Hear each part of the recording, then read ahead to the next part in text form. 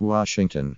The National Security Agency vacuumed up more than 151 million records about Americans' phone calls in 2016 via a new system Congress created to end the agency's once secret program. Collected Americans' domestic calling records in bulk. A new report disclosed on Tuesday.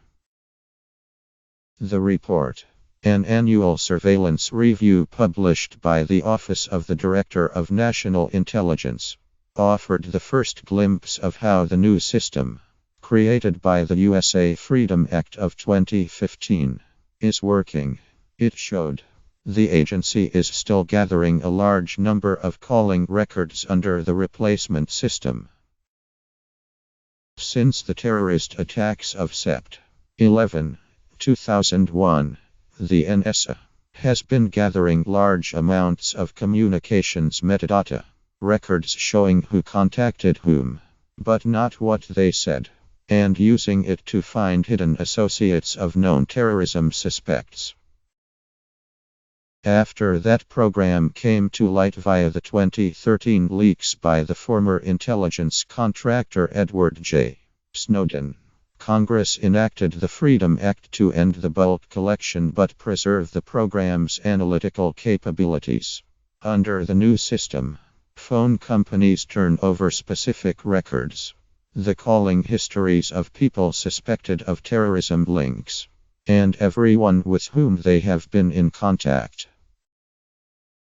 The N.S.A.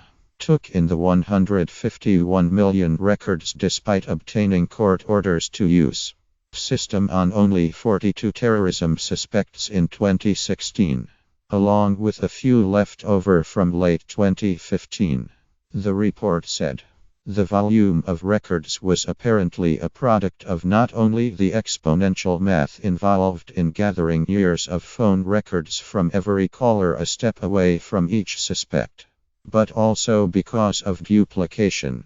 A single phone call logged by two companies counted as two records. Alex Joel, the Chief Civil Liberties and Privacy Officer at the Office of the Director of National Intelligence, acknowledged the number of targets seemed small when compared to the very large number of call detail records generated by those targets. But, underscoring the duplication in the records, he said, "We believe the number of unique identifiers within those records is dramatically lower." If the number of calling records gathered by the program was surprisingly high, another important number disclosed in the report was remarkably low. Federal Bureau of Investigation agents working on ordinary criminal cases, as opposed to foreign intelligence matters, only once in 2016 searched for and read private email messages involving an American suspect that the N.S.A. had collected via its warrantless surveillance program. The size of number may have policy implications as Congress prepares to take up legislation later to reauthorize the law on which the warrantless surveillance program is based. The FISA Amendments Act. That law, which is set to expire at the end of 2017, permits the N.S.A. to gather from phone and internet companies the messages of foreigners abroad without warrants, even when they communicate with Americans. Privacy advocates have raised alarms about the government's ability to search the raw repository of emails, information it can use against Americans, a practice they call a backdoor search loophole. In the Fourth Amendment, they want Congress to require a warrant for such searches. The government had not previously said how often the FBI carries out such searches in criminal cases, but in November 2015, a judge ordered the Bureau to track such successful queries, leading to the finding that there had been only one in 2016. Importantly, however, the government did not reveal how often FBI agents had searched for and retrieved Americans' information within the warrantless surveillance repository while working on foreign intelligence cases, like terrorism, espionage, and banned weapons proliferation, and transnational crime like drug trafficking and hacking. The Bureau has said it does not track such queries, but a senior intelligence official said the number is believed to be significantly higher than 1. Intelligence agencies with access to raw mail messages gathered via the warrantless surveillance program, like the N.S.A., the CIA, and the National Counterterrorism Center, do track their searches for Americans' information within the repository. The report said that in 2016, agencies other than the FBI used 5,288 search terms associated with Americans for such queries. The report also offers a window into how often intelligence reports written by the National Security Agency, dissemination elsewhere within the government used incidentally collected information about Americans gathered via the warrantless surveillance program. The identities of Americans are supposed to be camouflaged in the reports, unless those identities are necessary to understand foreign intelligence.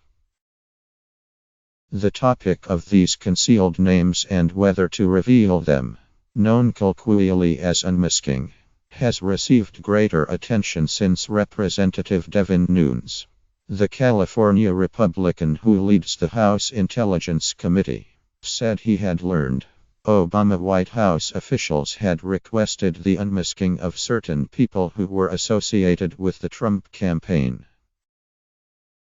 President Trump went further, suggesting without evidence that Susan E. Rice, who served as National Security Advisor under President Barack Obama, might have committed a crime by doing so. Ms.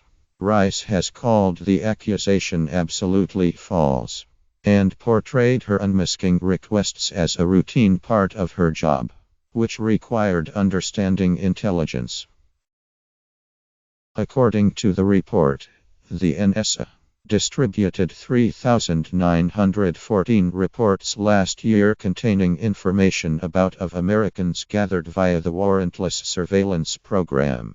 Within those, 1,200 reports originally had unmasked identities, and the N.S.A.